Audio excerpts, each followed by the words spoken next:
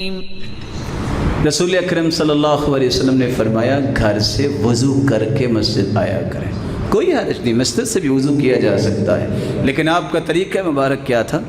आपने हुक्म भी दिया, करके भी दिखाया कि जो बंदा घर से वज़ू करके मस्जिद की तरफ आता है, सही मुस्लिम की रिवायत है 282, तो अल्लाह अज़्ज़ल जलाल उसको इनाम क्या देते हैं? एक कदम उठाता है नेकी, एक रखता है नेकी। और दूसरी रिवायत के अल्फाज हैं अश्रु हसनात। सही तरगीब की रिवायत है 394, एक कदम उठता है 10 नेकियां, रखता है तो 10 नेकियां।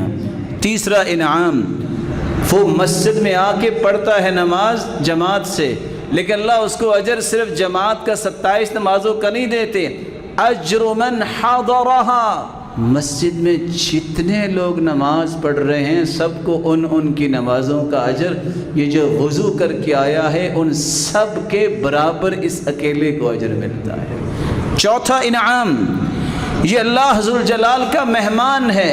वह हक़्क़ुन अलल मज़ूर अन युक्रिम अज़्ज़ाइर, अल्लाह ने हक़ रखा है जो मेरा मेहमान बनेगा उसकी मेहमान नवाजी फिर मैं करूँगा।